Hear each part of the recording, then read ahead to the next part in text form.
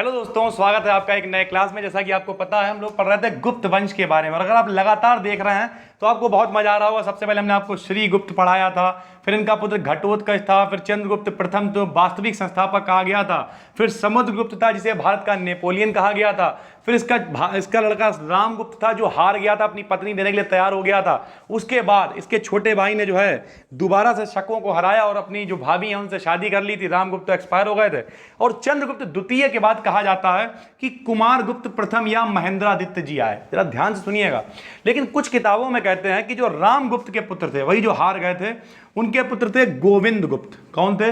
गोविंद गुप्त। वो भी कुछ समय के लिए राजा बने, लेकिन एक चर्चा का विषय है। नॉर्मली अगर आप बात करेंगे, ज्यादातर लोग यही कहते हैं कि जो चंद्रगुप्त द्वितीय है, उनका जो पुत्र था कुमारगुप्त प्रथम, उसी को महेंद्रादित्य भी कहा गया। वो राजा बन गया 415 से 455 ईस्वी के लिए। ठीक है। इसने क्या किया? सिक्कों पर गणों के स्थान पर गौर की आकृति बनवाई। सिक्कों पर गणों के स्थान पर गौर की आकृति बनवाई।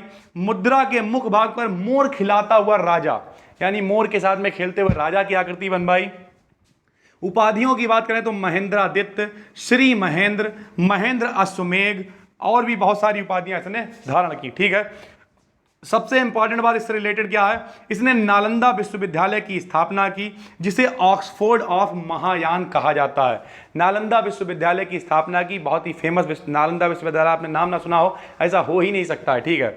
जिसे ऑक्सफोर्ड ऑफ महायान कहा जाता। तो सबसे पहले श्रीगुप्त, घटोत्कच, चंद्रगुप्त प्रथम, समुद्रगुप्त, रामगुप्त, चंद्रगुप्त द्वितीय, कुछ शास्त्रों में उसके बाद गोविंद गुप्त, नॉर्मली चंद्रगुप्त द्वितीय का लड़का कुमारगुप्त प्रथम, और उसके बाद स्कंदगुप्त आया।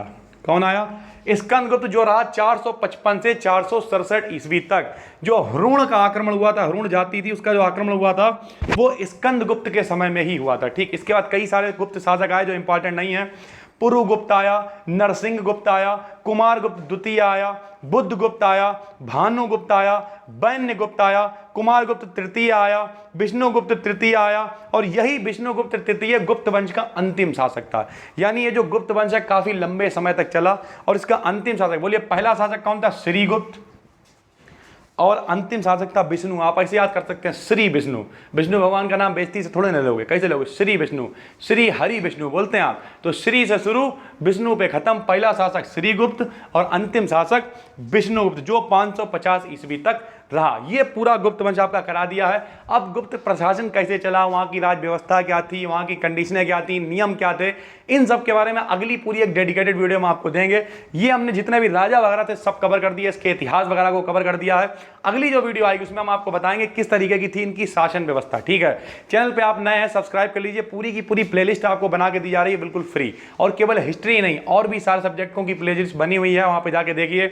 लेट्स क्रैक यूपीएससी नाम से बनी हुई है। ठीक है। आराम से देखिए, पढ़ना स्टार्ट कीजिए। फिर भी अगर आपको दिक्कत होती है तो जिस नाम से चैनल है उसी नाम से हमारी एप्लीकेशन है, उसे डाउनलोड कीजिए, और वहां पे जाके चैट है, चैट का ऑप्शन आपको मिलेगा, डायरेक्ट चैट से बात कीजिए। आपकी समस्या को हल करने की कोशिश करेंगे। उस पर कई सारे कोर्सेज भी अवेलेबल हैं जो बहुत सस्ते सस्ते में 1-1, 2-2 रुपए में मिलते रहते हैं। ठीक है। हम मिलते हैं आपसे एक और नई वीडियो में, तब तक के लिए जय हिंद, जय भारत, धन्यवाद।